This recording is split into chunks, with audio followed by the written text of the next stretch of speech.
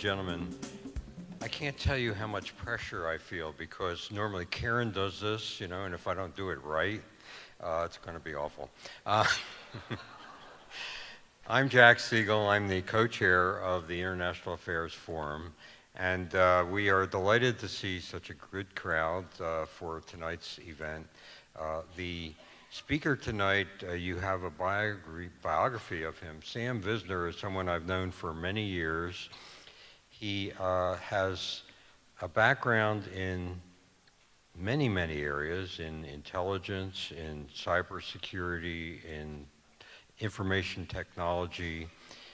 He is an advisor, if you can imagine this, an advisor to the National Intelligence Council. These are the top intelligence officials in the United States. And that's one of the times when Sam and I have come into contact working on projects having to do with Afghanistan. And he was evaluating those ideas and advising and actually opening the door for me and a couple of colleagues to brief the National Intelligence Council. Sam is here for the first time. He has expected to find snow-capped mountains or ice-frozen clogged rivers, but we've gotten past that point. He and his partner, Tony Burnham, are first-time visitors to our area. Tony is I don't know what you would call it, a certified beekeeping expert. Is that okay? Well, see, neither of them like the word expert. Now, Sam also objected to the way he was categorized to you as an expert in cybersecurity, and made the statement at lunch today that, well, there are no experts in cybersecurity. It's an evolving and changing environment. Indeed, it is a changing environment, and when you think about it, today when you fly on a plane and they say you can get on the internet, and you think, well, that's interesting, that's new. Or people actually have in their homes a device called an Alexa, and they'll say, Alexa, turn down the heat, or Alexa, change the TV channel. And I always, if I've come across a couple of those in people's homes, and I've said to people, you realize, of course, that Alexa is always listening, and she's on the internet. So you think about it.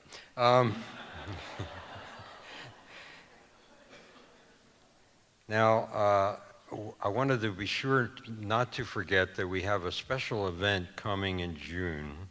On June 28th, Dr. David Shambaugh has returned from Asia, where he has been teaching in Singapore. Dr. David Shambaugh is a professor of Asian affairs who has the distinction of being the keynote speaker at our China conference, which we held 3 years ago. So he talked about China and the region at that time, and he's coming back for a special opportunity for us to get an update on what is going on in Asia since that 3-year period has elapsed. At the China conference, we discovered a great deal of interaction between our area and China, and that is 3 years ago, so it's like ancient history. But I remember a Chinese businessman coming up to one of our blueberry farmers and saying, Chinese people love the color blue, they love blueberries, I'd like to buy your entire crop for the next 5 years. And this, it's probably a dream come true, but also a nightmare because the farmer said, well, I'm sorry, I have customers already, so you'll have to, we'll have to work out a deal here. But there's a lot of activity in our region relating to China, and that event will be on June 28th at the Haggerty Center at 5 p.m. And IAF members get a better deal on the tickets.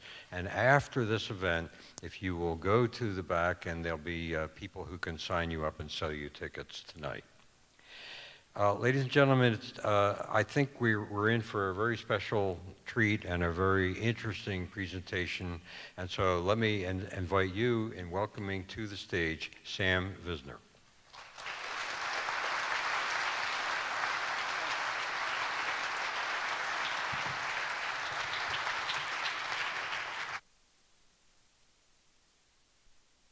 by the collective.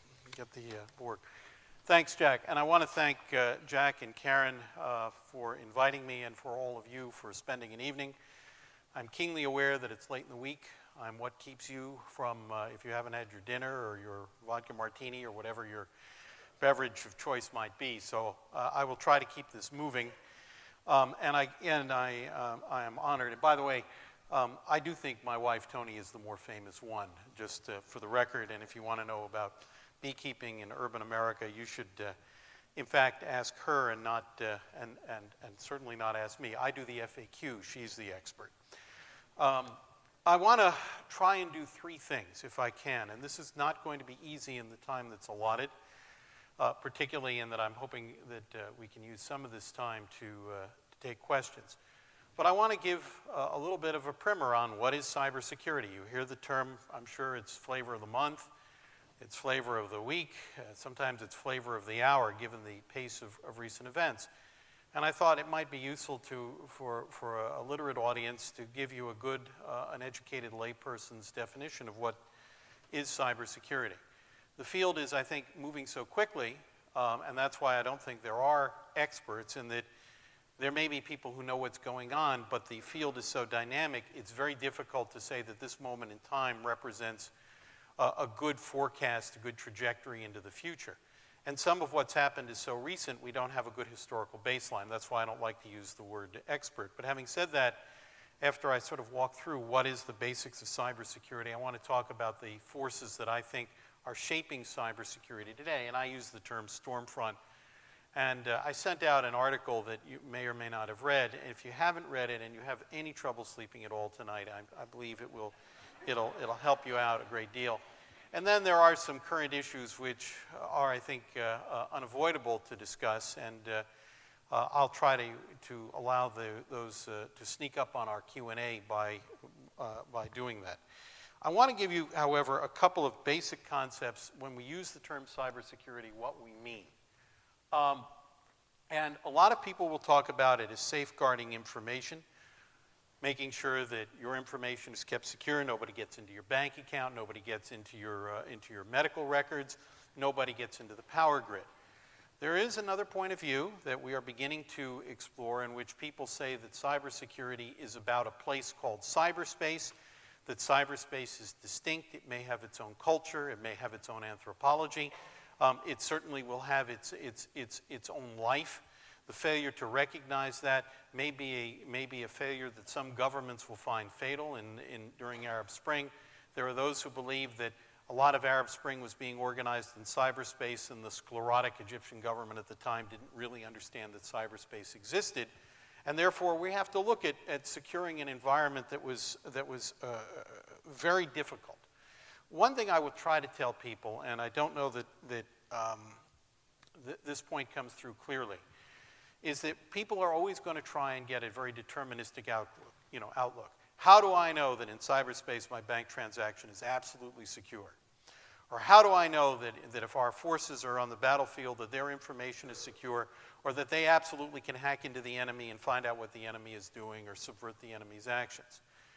And the difficulty with all of that is that cyberspace is a pretty complex and dynamic environment, and you don't get deterministic outcomes anymore. What you get is influence. And that is, I can't tell you ever that you will never that nothing will ever happen to your bank account. But I also can't tell you ever that nothing will happen to you on the road or in the air. It's a complex environment, and in the end, we are looking to gain an outcome with which we can live. We're not going to gain outcomes that are always perfect or that are always deterministically finite. And that's where we are. We're living in a very complex environment. We're trying in cybersecurity right now, and I'm a businessman. I run a cybersecurity business, but I also teach as an adjunct at Georgetown University. And I wish there were some students here, but I'm told that we're between sessions. Because then the IQ in the room goes up. I'm convinced of it. My students are much smarter than I am, and every time I talk to them, I sort of can't believe anyone's letting me do this, deal with all these bright young people. But we are trying to create a more modern framework for cybersecurity, as opposed to the cybersecurity is about keeping somebody out of my information. And one of the things that we're learning is that cybersecurity is becoming not only something that we have to practice as individuals and companies and governments, but nations will practice it because it's becoming an instrument of statecraft. And that's why it's not just about keeping people out of your network or getting into somebody's network. It is also about flexing influence in cyberspace, both defensively and, yes, aggressively. I don't particularly like PowerPoint, but I come from Washington.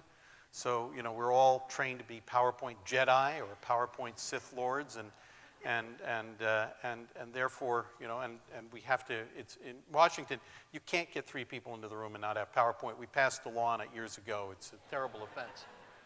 But I wanted to be sure that before we did anything else this evening, somebody, in fact, said, well, what is cybersecurity? And actually, cybersecurity is considered classically to consist of 3 closely related disciplines. And these are computer network defense, computer network exploitation, and computer network attack.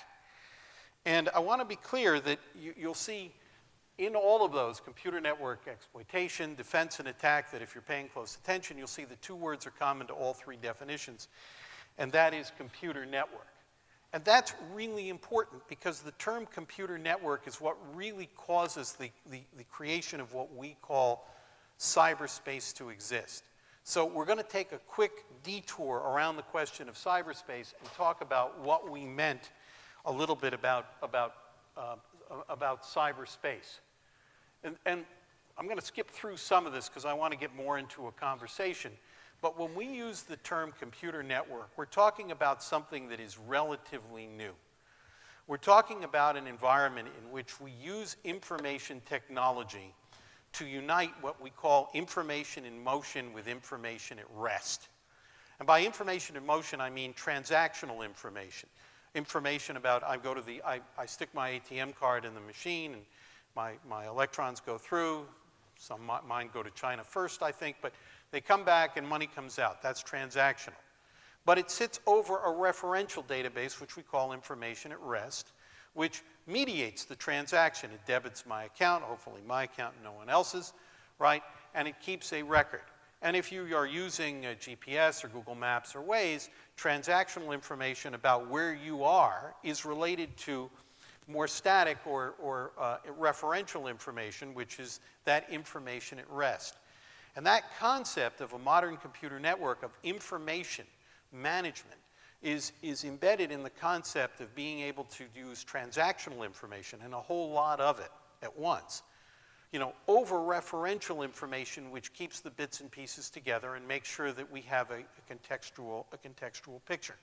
And this is one of the things that caused real computer networks to exist, and it's what caused the rise of a very enriched, information-rich, transaction-rich environment that we call cyberspace today. And I want to tell you, the concept of information technology with a modern computer network is not actually all that new. We had information theory coming out of the 1930s and 1940s. People like Claude Shannon understood how information could be coded digitally, how we could come up with efficient ways to take our physical environment and reduce it to zeros and ones and come up with formats of doing it, but we didn't have the technology to pull this off. But the information theory associated with it actually existed for a good long time. It's only starting in the 1940s and 1950s that we began technologically to catch up with the conceptual framework of how information would actually be processed. And by the way, if you take a look at the pace of this, and this is one of the reasons why I kind of abhor the term expert, right? It's because, you know, expertise is something that's developed in a field over many years, like beekeeping or art history or nuclear physics. We're dealing with the emergence of an environment which essentially went from point-to-point communications using some kind of digital technology, things like ARPANET in the 1950s, you know, all the way through data warehouses, the use of big data analysis to spot trends, look at, you know, what is the stock market doing, what's happening in terms of global climate change, what might be causing it, what has to be done in terms of controlling railroads and pipelines, all the way through essentially the convergence of information systems that you use on your desktop, what we call IT, and operational technology, which is the things that run railroads and run the power grid and make sure that turbines turn at the right speed or that medical devices work in the right way. Those are now devices that have Internet Protocol addresses, what are called IP addresses, and we're now managing them with the same desktop technology that we used for email and Facebook and Microsoft Word and yes, bless our hearts, even PowerPoint. That trajectory of events, really, think about it from 1947 to 2017 within a human lifetime. This has been an extraordinary set of developments. And frankly, it has left a number of us sort of gasping for air.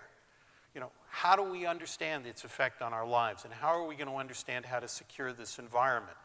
And how can we assure people that all this technology that we've rolled out is actually safe? We rolled it out at an unprecedented speed. And I'm not saying that one should panic and that it isn't safe.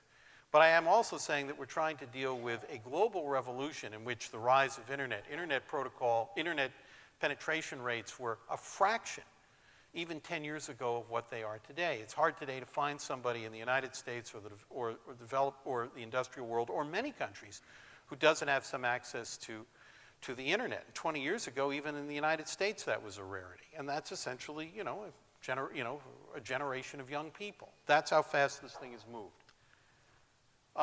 And today's online environment is frankly changing so quickly that I think many of us are having difficulty grasping the implications. And in my field, in cybersecurity, we are trying to secure transactions in networks that have become more complicated than we would ever have thought. And I want to give you an example of that without belaboring this point, because I do want to get to some Q&A. Think about the information networks with which we were contending only a few years ago. And that is, you had a computer on your desk, or in the good old days, the executive would say, I will have a computer on the desk of my, remember the word secretary? And it'll be a fancy word processor. All right, maybe I'll send a few emails and we'll have a network in the office. And all right, maybe we will connect some of that to other offices. And eventually, we will have some shared information services around the company and maybe with other companies. And those networks immediately became more complicated. In fact, the number of interconnections, multiplied exponentially as the number of nodes increased. The number of users increased and the number of enterprises which had users increased. And then somebody said, let's connect it all together through the internet. And then somebody said, it's really expensive for us to manage all this stuff. Let's put it in the cloud. And then someone said, I like having it in the cloud, but maybe this isn't the cheapest cloud, so I want a deal where I can move my workload from Amazon's cloud to Microsoft's Azure cloud, or Salesforce's cloud, or Google's cloud, or Rackspace's cloud. And then someone said, since we're going to do all that, why don't we manage our thermostat at the house or the factory's throughput production line, and let's connect that through the cloud. And then someone said, let's connect the roadways and let's connect the power grid. And we created environments that are so complicated today that they boggle the mind and would have been almost unimaginable. And yet this took place very, very quickly. It's always fun to sort of go back historically and talk about what made this happen. And I want to spend a moment and tell you a little bit about what did make this happen in my own view. And since I said there are no experts, I will confine myself to hypothesizing as opposed to theorizing, which means I think this is probably true, but we need better empirical data for us to theorize. But these are the things that I actually think really made this happen. The first is the rollout of digital technology. Digital technology which allowed us to take the information theory that would allow us to code the physical universe as zeros and ones, and actually using solid-state devices developed by people like Shockley and Jensen at Bell Labs in the 1950s, and actually create high-speed devices that could do this practically. The second thing is the cost had to come down. There was some information processing using some digital technology in the Second World War, and I'm going to show you a picture of some of those things because I think they're a lot of fun, and also I think history is what brings the present alive. But my God, was it complicated, and it was expensive, and it was heavy, and it used vacuum tubes. Anyone remember vacuum tubes? Some of us still use them, right? I do. Right. And these were incredibly expensive devices. And it had to be something that could be ubiquitous. It could be in everybody's home, in everybody's office, in everybody's car, in everybody's factory, in everybody's school. The other thing we needed was interoperability. The stuff had to work together. And that's one of the things that ARPANET in the 1950s and 60s made possible, not just the technology, but a set of standards, what today we call the telecommunications protocol / internet protocol, which gives you a common standard for switching these bits around between information systems. And so the stuff had to be interoperable. Other things also made this possible, and I want to go back and make one point that is often not made as we talk about the rise of cyberspace and the problems of cybersecurity. There were regulatory problems in the 1950s, 60s, and 70s which did not get resolved until the 1980s. And these regulatory problems said, in essence, there really is no requirement for cheap, ubiquitous, interoperable information technology in the hands of the public. The military needs it, but it doesn't have to be cheap because they're going to build, weapons-grade systems. And the monopoly in the United States at the time, AT&T, remember, let's reach out and touch somebody. AT&T said, oh, we don't need fiber optics. We don't need broadband communications. There really is no demand for it.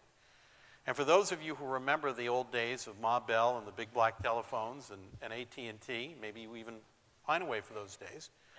I would say you should not, but maybe you do. AT&T's argument at the time was we need a deal. And the deal is, if the government will grant us a monopoly, we will make sure that telephone service is cheap enough under a concept called universal access that anybody in the United States who's got two nickels to rub together will be able to afford a phone. So the government and AT&T built a deal called the Vail Accord, which said, as long as AT&T will provide local service at something like the lowest marginal cost that would be present in a competitive market, and they will let the government use the network in times of national emergency, and they will also agree to make some basic phone service available almost universally, we will allow them a monopoly, and there will be regulated rate of return. And that deal endured until 1983, and it constrained the introduction of these technologies because AT&T wasn't willing to provide the networks required that would have made good use of advanced digital technology and low-cost technology and ubiquity and interoperability. In that year, a guy named Bill McGowan with a company called MCI. Anyone remember MCI? Right? Remember what it stood for? Microwave Communications Incorporated. And McGowan said, and this is a key moment, he said, I'd like to sell radio relay service through phone lines to the trucking industry. And AT&T said, no, we have an agreement with the government. We have a monopoly there. And McGowan said, I intend to do this. And AT&T said, I'll see you in court. McGowan said, and yes, you will. MCI, by the way, was sometimes known as a law firm with a telecoms company attached. McGowan marched into court in front of Judge Harold Green, and he made the following case. He said, AT&T is not providing telecommunications service at the lowest marginal cost associated with competition because I can do it cheaper. And not only can I do it cheaper, I'm reselling their service. I'm reselling their service to my customers cheaper than they charge, and I'm making a profit. Green looked at this and he said, well, that's pretty interesting. So AT&T, they can resell your service at a profit for less than you're charging, and you say you're charging the lowest cost that a competitive market would bear. Don't think so. And he brought his gavel down, and that broke up AT&T. It created competition in the long-distance market, forced AT&T to divest themselves of what became known as the regional Bell operating companies. All very interesting. But the real interesting part of it is that these companies started to compete with each other, and they rolled out fiber optics. Fiber optics had been developed by Corning in the 1950s and 60s. Corning had been told by AT&T, don't need it. There isn't a demand for that much for that much throughput, that much bandwidth. What do we need that for? People don't want it. People don't need it. They won't pay for it. Well, that proved not to be entirely correct. And that regulatory change in the 1980s spread around the world and is one of the reasons why all of these things up here became possible. They opened up a window of demand. I did want to talk for a moment a little bit about where this all came from historically. The idea of encrypting and decrypting communications is not new. World War I, in fact, some people say that the term hacking came from British commandos going on shore in Germany and hacking away at telegraph cables. I don't know, your mileage may vary. It's a good story. I'd like it to be true. People started in the Second World War to use information theory to try to build information systems. And we began to worry about security to the extent that we looked at ways to not only protect our communication, but we actually looked at ways to exploit other people's communication. And it can be said that the Battle of Midway was won both by, equal parts luck, good command decisions on behalf of the American commanders, and the fact that we'd also broken the Japanese codes, which gave us a terrific advantage. I happen to like good artwork and history. I don't know if you've ever been to Bletchley Park. The Germans had, by the way, what some people considered to be a very good cryptographic system, which is called Enigma. Have you all heard of the Enigma system?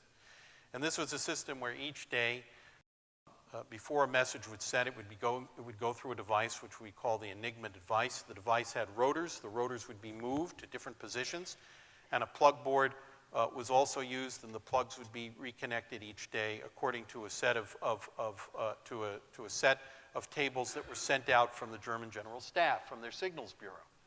And this was a very, very tough system. It was developed in Switzerland. It was a very tough system, and even if you knew how it worked, if you didn't know those settings, the number of combinations were in the hundreds and hundreds of billions. It was a very hard problem to solve. In fact, the only thing it didn't allow you to do was to encrypt any letter as itself. But apart from that, if you got a stream of stuff that you intercepted that had gone through an Enigma machine, it was darn near unbreakable. Almost unbreakable. Almost unbreakable. The British broke it. The British broke it by essentially saying the Germans are not perfect and they're probably taking shortcuts, and they studied the fact that German units didn't always change their key every day, that some messages would be broadcast from one point to another. The message would look different, but it probably was the same message. It was a relay. That some messages would be weather data, meteorological data, had to have some information as standard format within it. So they began to make the problem a little easier, and they found out that some German operators, who's operating it, but Corporal Schmidt, who's probably not all that well paid, were setting up the machine with the 3 letters of their girlfriend's name, in some cases Celia. This became known as an operator's Celie. So although the system was very hard to break, if it wasn't used correctly, the number of possibilities was reduced significantly from maybe hundreds of billions to hundreds of millions of possibilities. And with good logic tests from people like Alan Turing, it was possible to say, I wonder if this is the right setting. If I intercept this message, if this is the right setting. So they came up with those tests, and they built a machine which could go ka-chunk, ka-chunk, ka-chunk, and look for those settings based on what they already knew about what that message might mean. It came from this unit to this unit. It's probably about this topic. And then they said, if I could build one machine, what if I built 1,000 of these machines and industrialized the process of guessing? And that's exactly what they did. And by the end of the war, to give you a sense of how smart some people are, not me, but the real techie people, there were Allied commanders reading German communications intended for German commanders before the German commanders to whom they were addressed, which was a tremendous accomplishment. And by the way, gave rise to another interesting problem, and that is, how do you use this information such that your adversary doesn't say, hey, Every time I send a wolf pack after a convoy, there are 10 destroyers waiting. Or every time I send a division to the front, there are 2 Allied divisions there to intercept it. But that was the scope of the accomplishment. And by the end of the war, the British were able to, in fact, not only break German communications, but the Germans had advanced their system to using 12 rotors, and the British built a computer called Colossus, which really is the predecessor of today's modern code-breaking computer. It used every vacuum tube, I think, in the British Isles. They have rebuilt it. It is operating at Bletchley Park now. It is, I think, still using every vacuum tube in the British Isles. We have seen it, and some astonishing quick facts about this. When it was first used, they took the Germans were communicating by sending teletype signals, which were intercepted and cut onto paper tape with holes representing the letters. You know Chad, you've heard of, I'm sure we've all heard of that. The British intercepted it, cut their own paper tape, fed it into this machine at 50 kilobits, which is only a little slower than the last dial-up modem some of us all had. This was in 1945, and it worked the first time. The first time they used it, they broke a message from the German General Staff, which was an extraordinary accomplishment. But I want to tell you, not cheap, not ubiquitous, not interoperable.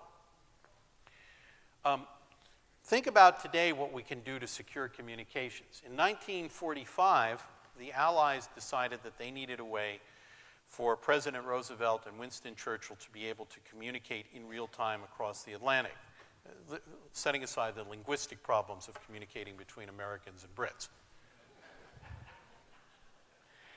So they developed a device called SIG-SAILI, and this with help from AT&T's engineers, as it happens. This is a picture of SIG-SAILI, and there's a museum up at the National Security Agency that has a version of it. This is just the control room. There are rooms and rooms behind it. And the way this thing worked, and if anybody here with any kind of a technical background, this is a lot of fun. Roosevelt would speak, and as he spoke, there was a very, very primitive, by today's standards, way of sampling his communication using a technique called pulse code modulation, or PCM. That communication had to be mixed with some random noise. So they recorded the noise from arc lights, from old mercury vapor lights, which spit and hiss and sizzle. They recorded that onto lacquer discs. As he spoke, his voice was mixed with that noise from a lacquer disc. Can you all see the record players there? That signal, that noise, that signal, his voice plus that noise, which was also sampled, was then a combined data train, which was sent over to the radio room, and it was sent to the radio room, and the radio room had a bunch of transmitters which split that noise into frequencies high, medium, and low, actually more like 7 frequencies, and set each of those on a different radio frequency across the Atlantic, and using another coding algorithm, shifted those. So part of the voice would go on this frequency, and then a moment later it would move to this radio frequency and to this radio frequency. So it was unlikely even to be intercepted, and if it was a noise that was considered unbreakable. And by the end of the war, the Germans had never, ever broken this system because they were unable actually to detect that it was used. And by the way, on the other side of the Atlantic, another record was playing, an identical duplicate with good timing, by the way, and Roosevelt's voice was unmixed in real time, and Churchill could hear him. Which also meant, by the way, at moments during the conversation, somebody would say, "Excuse me, Mr. President, would you stop speaking now? We have to change the record." That's how it worked. By the way, again, not ubiquitous, not cheap, worked until the 1950s, only declassified, by the way, until in the 1970s. It is, from a Rube Goldberg perspective, it is a tour de force, and it really worked incredibly well. I want to skip through some of this because you'll have heard some of these terms: electronic warfare, being able to achieve information dominance on the battlefield, jam the other person's communications, and finally a term that we've used most recently, information operations, which is to take information on the battlefield to have a combined effect. These are all predecessors to what was coming. So the stage was being set by the 1950s. And the question was, would we actually be able to create the technology necessary to build these modern computer networks? It's always difficult to choose a moment in history and say, and from this moment forward, thus. But I chose one because, you know, you have to start somewhere. And I think maybe the best example of this is something that was called the semi-automated ground environment. And think about the problem that was being faced in the 1950s. We were worried about the Russians. It's fortunately not a problem anymore. Where's Jack? Thumbs up. And we said, well, you know, they may have bombers and they may have missiles, and we were really worried about Soviet bombers coming over, and we wanted to be able to defend the United States. So the question was this: could we manage a battle in the air among jet aircraft? Things are moving very quickly. We have to know where everything is.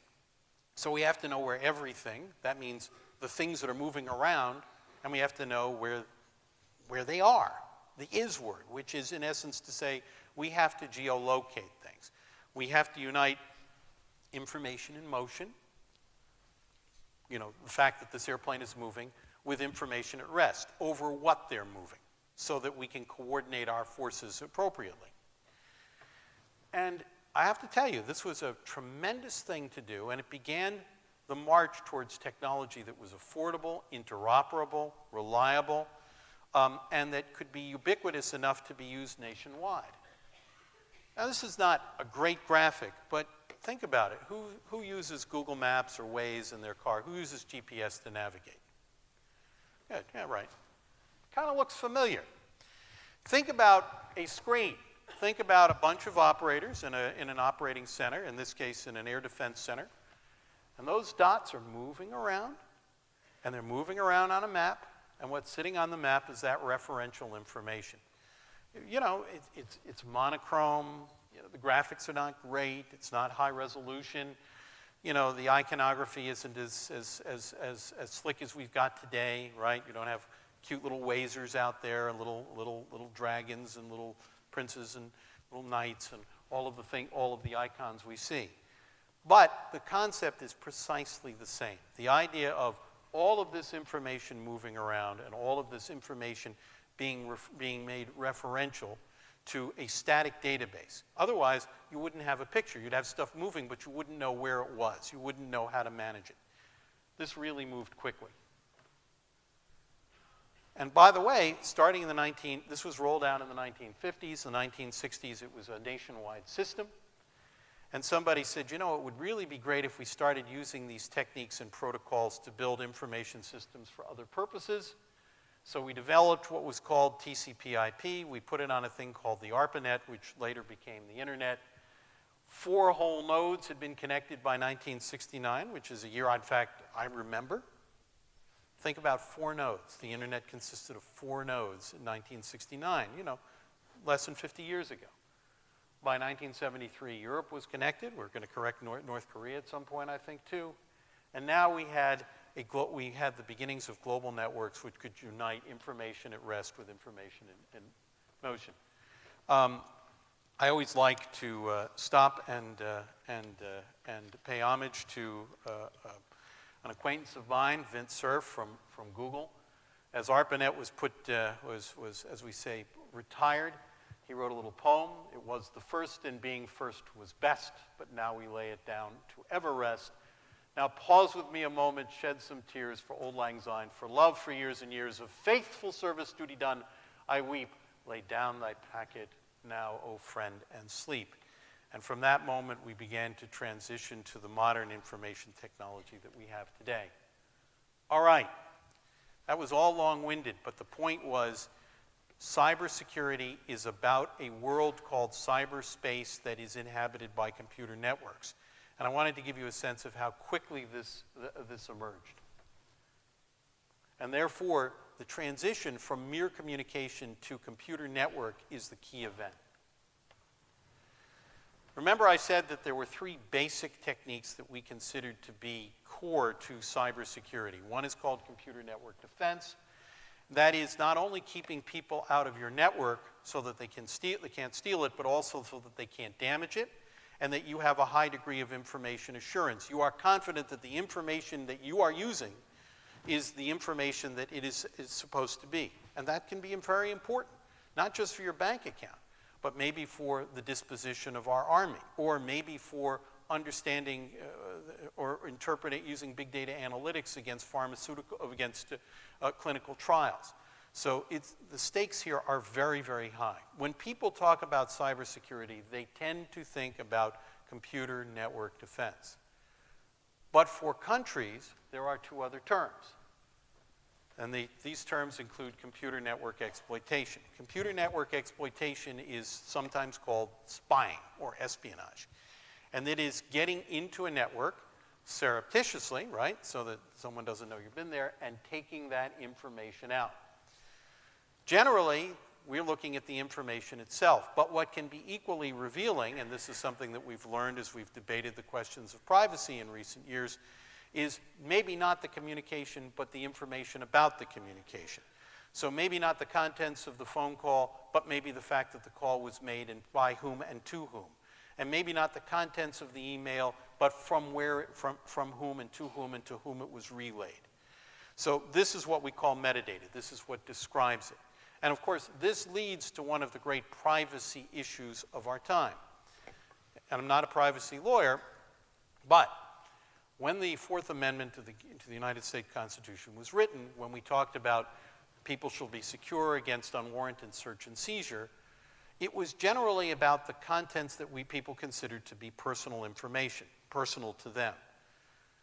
Nobody, I think, at that time anticipated that the description of the information would be so rich as to give us this detailed picture of a pattern of life, of human life, such that we would say, well, you know, I'm not stealing your information, but I know so much about you. I know perhaps as much about you as I would if I'd stolen that information. And this has led to the question of whether or not metadata, descriptive information, should also be considered to be private information. And we've had difficult, and we will continue to have difficult and robust discussion in this country and others about it as a result of revelations of people like Edward Snowden, and also the fact that there are those who believe that this is going to be a requirement for effective defense against terrorism, and those who believe that it isn't necessarily warranted.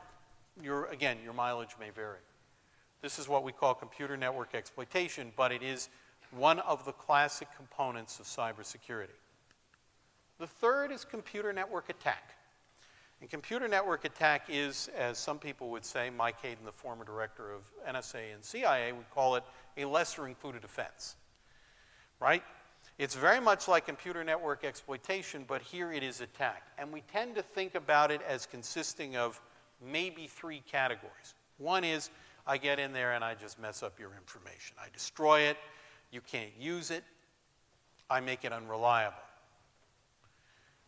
A subset of that is I not just mess up your information, but I actually work some damage to the information system. I damage the information system that processes it. I damage the hard drives. I damage the processors. I damage the routers.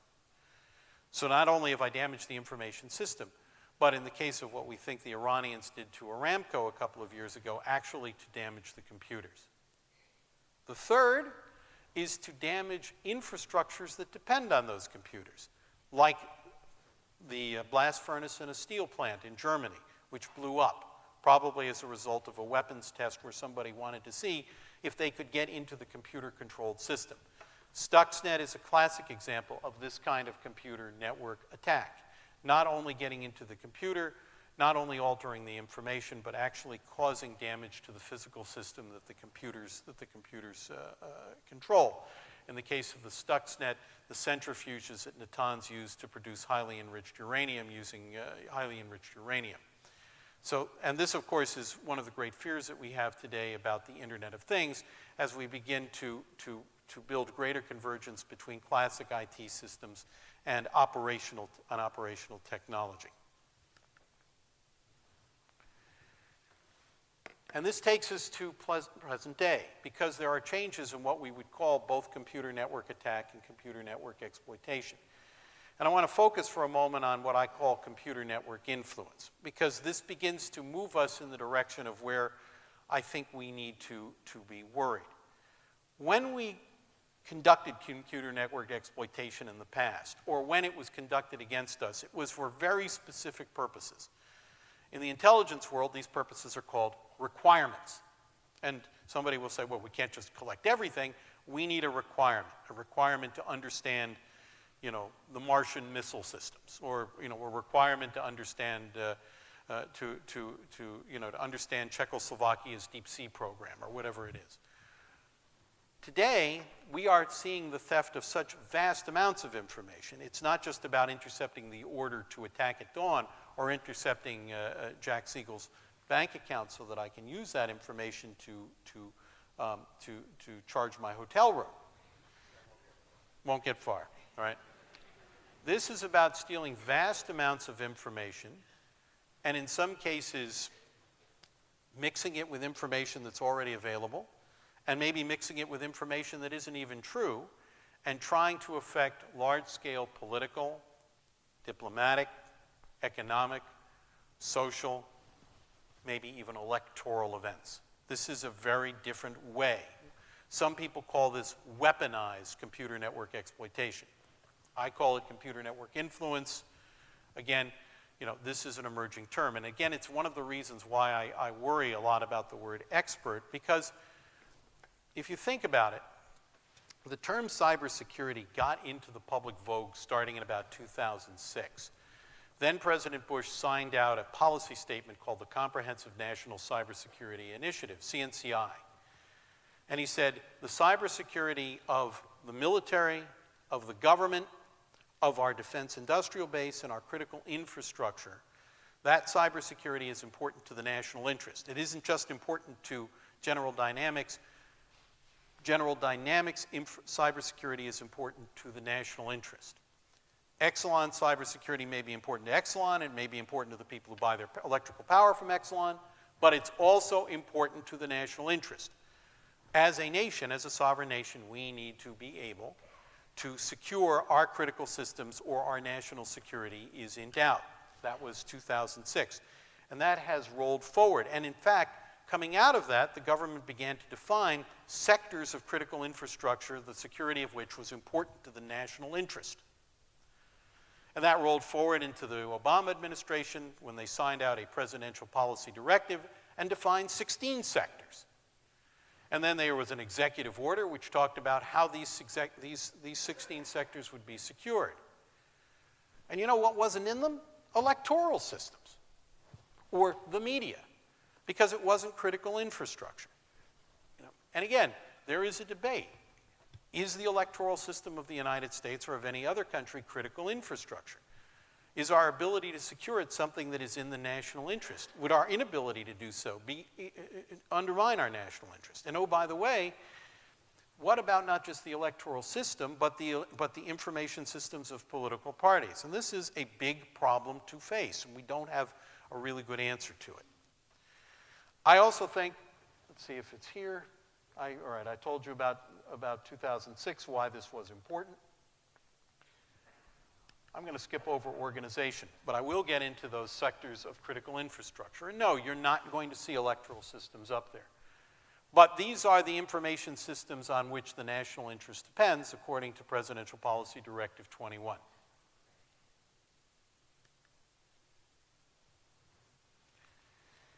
I think we're at a very important moment, because we are, in fact, seeing some extraordinary changes and challenges.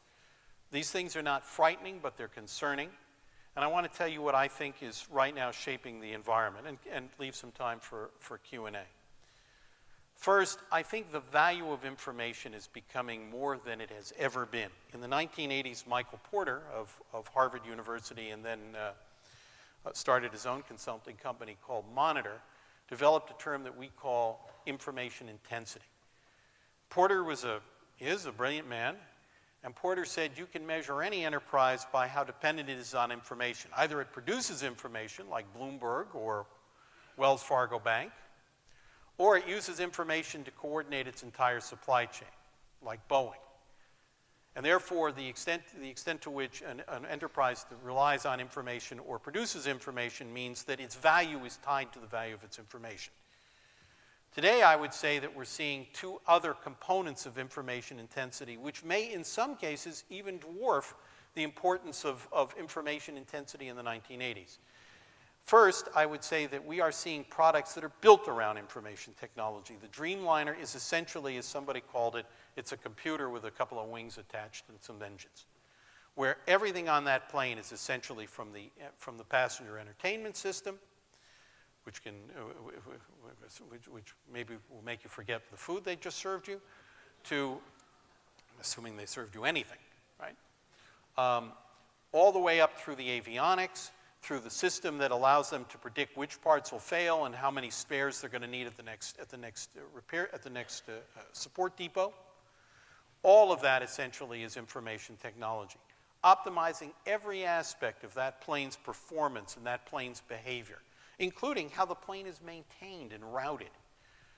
These are products in which everything is built around it. Modern battleships are built this way.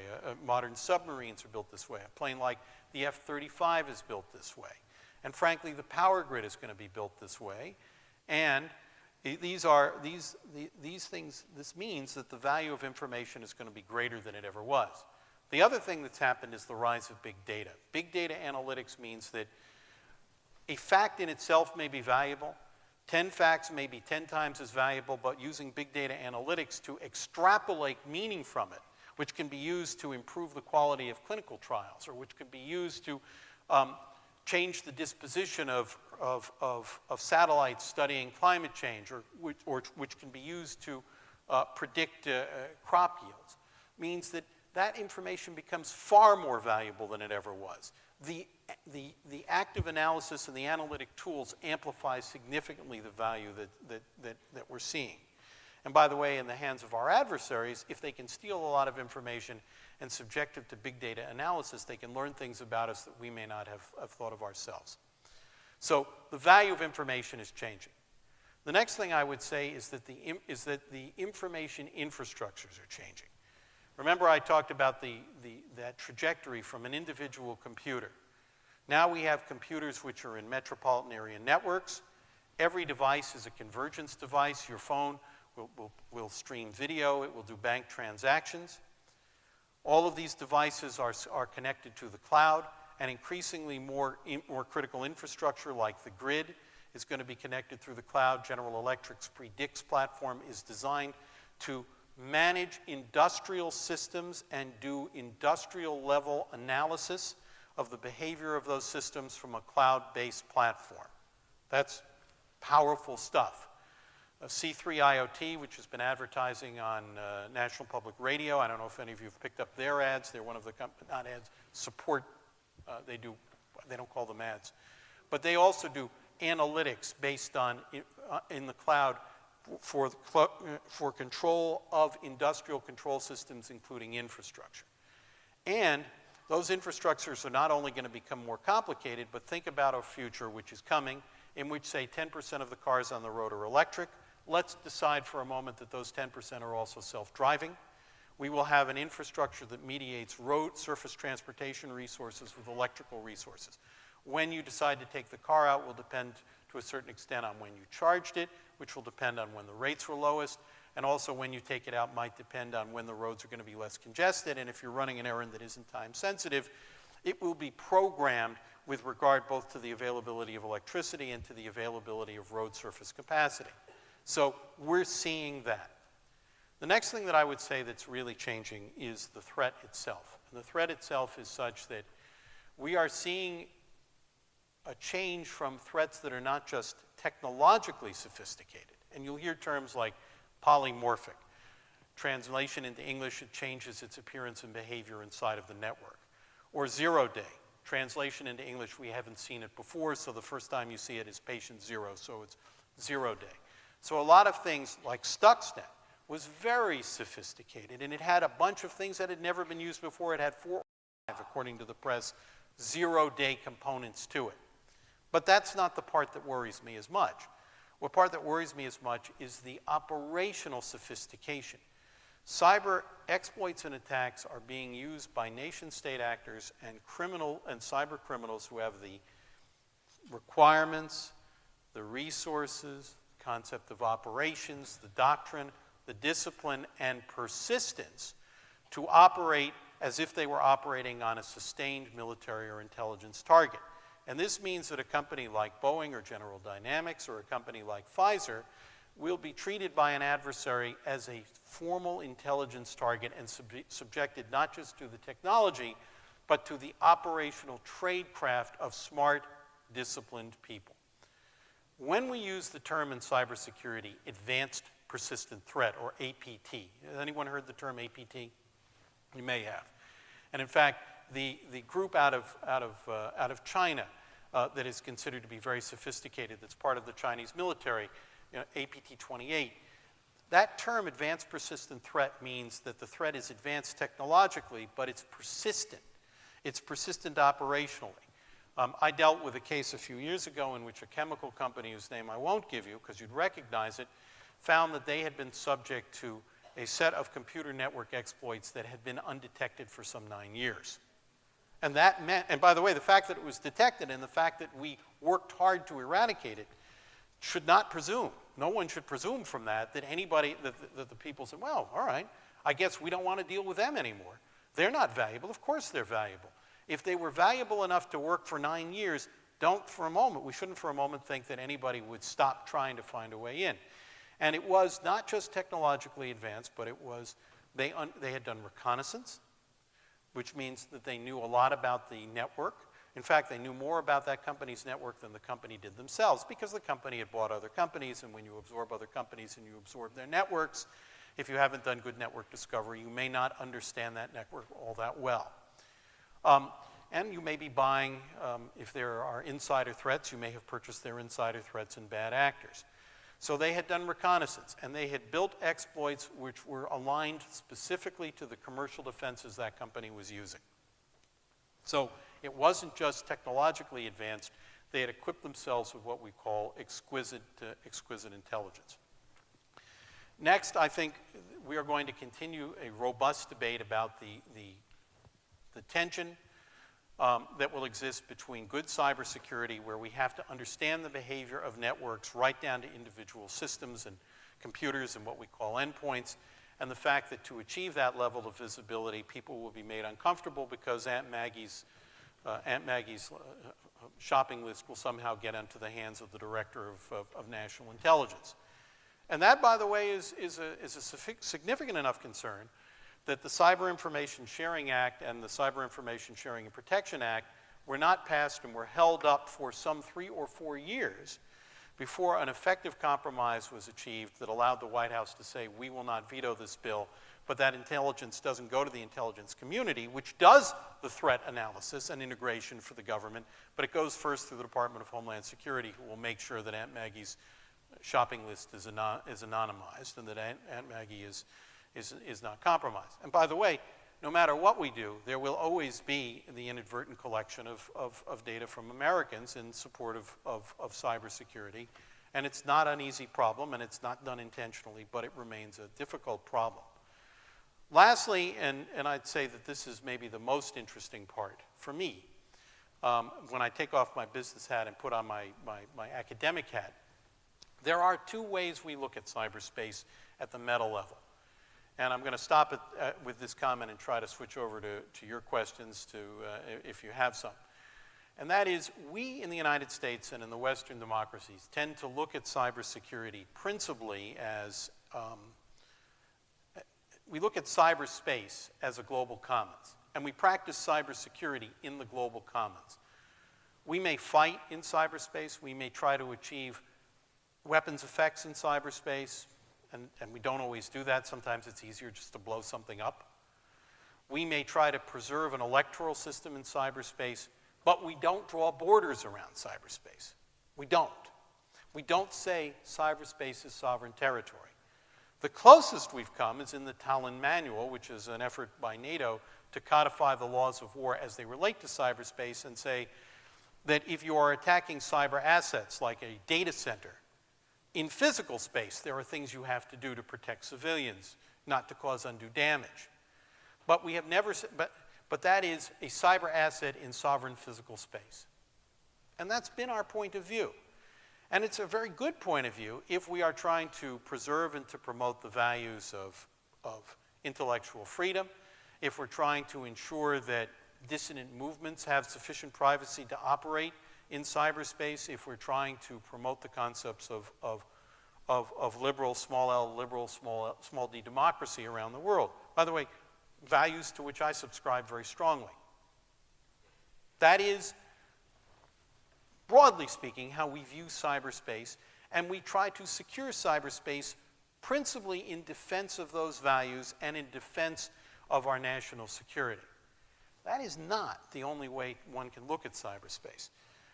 In 2008, the Chinese and the Russians signed the Shanghai Accord. Not many countries have joined them, but some have. And they define cybersecurity very differently. Cybersecurity is about preserving the sovereign prerogatives of a government against illegitimate social, political, religious, and cultural movements. That's very different. I'm not going to give a values statement. You probably guess what I think. But that's very different. It is about preserving sovereignty. And for them, cyberspace is a place where security means governance, and governance means control, sovereign control. That's a very different way of looking at cyberspace. Take that forward. If one thinks that cyberspace is a place where governments can be sovereign, maybe you could get more of it. How do you expand an empire? You seize land. If you think cyberspace is sovereign territory, maybe you want more of it. Maybe interference in another country's elections is a way of seizing cyberspace and planting a sovereign flag. I'm taking the trajectory into a very speculative space. I would submit, however, that in looking at that speculative space, some of what we have seen in recent years might accord with this. If you take a look at how the Russians acted in the Ukraine, they don't attack the Ukraine, they're corroding it. They're using cyber as a way to make the power system unreliable, to make the government face difficulties in delivering basic services. And at the same time, they use that computer network influence to tell the West that nothing's happening in the Ukraine that would warrant the West to interfere too much, which gives us cover. It seems to me that we may be dealing with countries whose conception of cyberspace, and therefore whose conceptions of cybersecurity, is different from ours fundamentally. Even if we don't like it, we need to recognize that it exists possibly, and we will have to contend with its implications. All right, this was a lot. And I want to spend a few minutes, Jack, if we have time, in Q&A, and see if I can satisfy some of your curiosity. Thank you.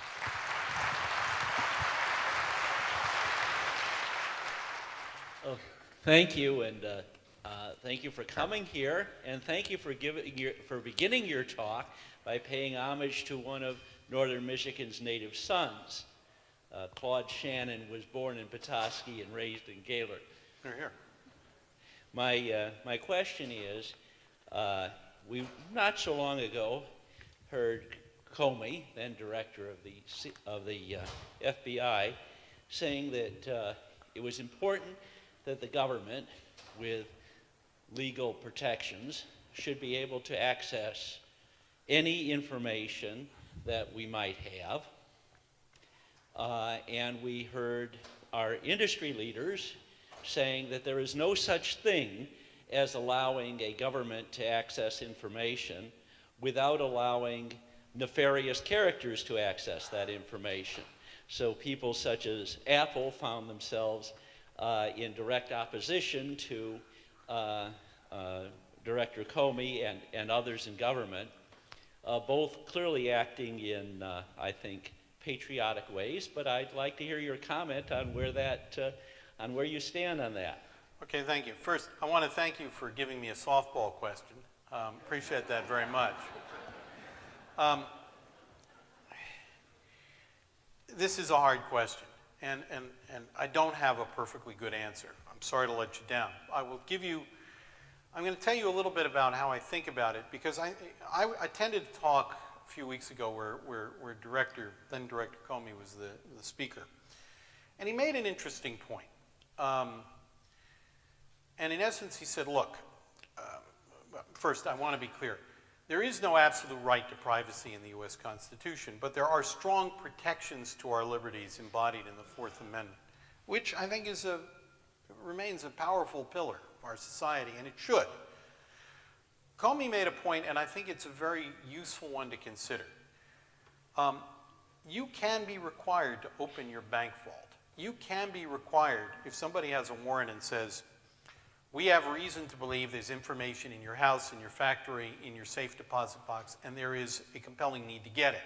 And we have a warrant, and that warrant may be derived from probable cause. In the case of encryption, we're dealing with a situation in which people could retreat, or whether or not they choose to retreat to this point. No matter what the governments need, no matter how valid it is, that information is inaccessible. And the question is that the right thing? Now, there is a point that says if you allow access to these systems on the part of the government, then you are allowing access to these systems on behalf of bad guys, or bad gals, or cyber criminals. And I don't discount that, but I would also say this.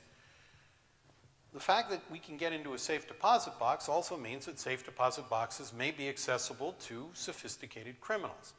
And we have performed collectively a kind of social risk calculus around that. And we've said, we believe that the standards for safe deposit boxes are good enough to protect society, good enough to protect us.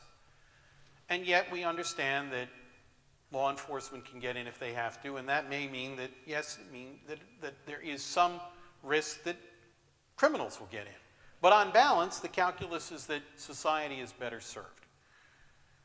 Here I think the difference is, who was it who said that quantity has a quality all its own? And that is that while I think that principle is true, and I would agree with Comey on this point, and I think I still probably fundamentally agree with him, it's not one safe deposit box you get into. You may get into an entire enterprise, which could allow for not just the government, but the bad guy to be able to exploit an enterprise in the ways that I tried to describe. So I think if we do build these, people call them backdoors, but the ability to circumvent to some extent the security that we embed in these systems, we're also going to have to find a way to build safeguards such that in doing so, we don't go beyond the intent, the legal and warranted intent of making that intrusion. I think it's technically possible, but like many things, I was pointing out to Karen and Jack and to Tony at lunch, we're at the beginning. Think about when the first few cars came on the road or the first few airplanes were in the sky. We didn't learn how to mediate the use of all these things for a long time. So I think a lot of research and development. My company, a lot of the work my people do is in support of R&D. And one of the things that we're looking at is what are the R&D implications of trying to preserve privacy and yet make these systems accessible for purposes of law enforcement and national security. So that's where I think Comey is right. But I also think that in being right, we have to go beyond the fact that getting in could lead to consequences that we would prefer not to face. And I'm not sure that's been explored technically the way it should. And I wish my answer were more definitive than that. Well, I see we do have some students in the audience, so I encourage you to raise your hand, even from Cornell. That was hard. Hi, my name is Bill, and if you're not an expert, I'd sure like to see what somebody is an expert is. This is a remarkable presentation. Thank you very much. Thank you. We just had the election, and there's been the big lot of publicity about the influence that the Soviet Union or Russia made on us, and our previous president said that he was going to punish them, and that he was going to do something that they at least this is what I recall. He was going to do something they would know we did it. Do you know what he did? No. And if Do you know if he did anything? No, I can't comment. But I will. I'm going to thank you for that question and answer the question I would like to answer. That's a Washington skill. When I talked about cybersecurity and statecraft, there are a lot of things that we don't know how to do yet. And one of the term of art is normative behavior. You come out of the Cuban Missile Crisis, we built a new set of behavioral norms with the Russians. We didn't like them much, but we also said we have to learn how to act and communicate in a way such that the system doesn't become unstable, because an unstable system can lead to, you know, miscalculation and horrific consequences. Countries that are using cyber against each other, and let's face it, it's becoming part of the new normal. Espionage is not always acknowledged, but it is accepted. And we don't go to war with countries that spy on us, and they don't go to war with us. Covert action, which is the application of force between countries that are not in a state of war, former NATO advisor, let me know if I'm off the rails here, is also part of the way the world works. Occasionally countries will employ force against other countries, but they will not sever diplomatic relations, recall their ambassadors, send nasty notes to each other, and mobilize their forces. We are, in the case of cyber, also trying to understand what normative behavior looks like. There are those who believe, and I'm one of them, that what the Russians did goes beyond the boundaries of the behavior that the international system should accept. We always talk about China, but I'll tell you, if you go back to 2015, then President Obama and Chinese President Xi Jinping signed an accord, and it didn't say we love each other, and it didn't say we wouldn't spy on each other, but it also said we will begin to constrain some of our activities to a level of behavior that one would consider to be normative and not necessarily threatening, and certainly not destabilizing, like hacking into somebody's nuclear command and control system such that you'd say, my God, if they're trying to make it impossible for me to launch my nuclear weapons, it must mean that they're getting ready to do theirs, which would be a very destabilizing act.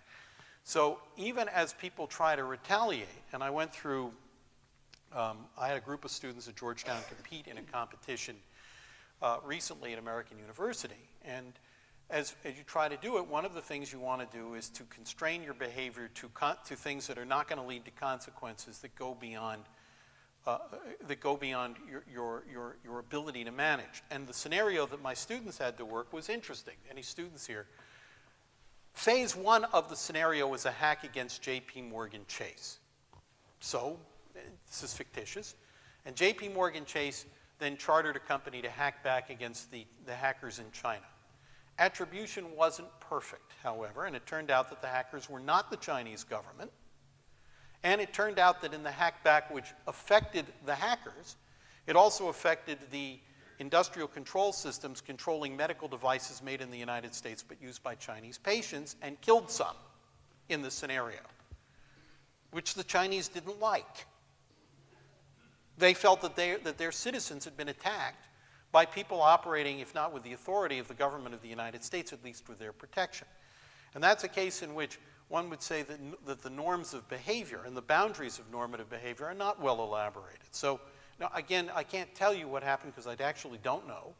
But I would say that when people talk about, well, let's just strike them back. Well, just remember, the law of unintended consequences in a complex world where people depend on medical devices and power grids and avionics and airplanes can be really quite difficult. So that's one of the reasons why when I say there are no experts, we are still working this out. It's early days, and I think we're a long way from knowing where we have to be. Okay, last question. I'm afraid we're at the end here. Please. Thank you for the presentation. My name is Todd, and I'm not particularly technically astute. I have Alexa in my kitchen. I have a couple smart light bulbs on end tables, and Alexa will turn them on and off for me. And my daughter and son-in-law, I gave them the Alexa machine for Christmas, and they returned it with concerns over it being affected by malicious malware or being spied on or whatnot. Should I be concerned? I don't have a PC. I do have a Amazon iPad Air. All right. So, thank God I'm not a computer scientist. Here's what I would say. I would say that if you have done a credible job, your security issues exist in two basic domains. One is, do you have confidence in Amazon's overall architecture to keep your information secure? And if you do, then Alexa is no more a problem and no less a problem than any other transaction you're going to have with Amazon.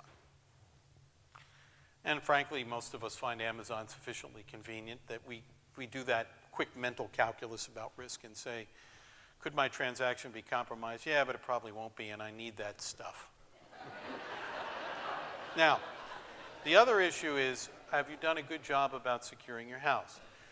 Have you done a good job about securing your router? Do you have good antivirus software? Because a problem that comes in through Alexis could go to your computers or go to other endpoint devices.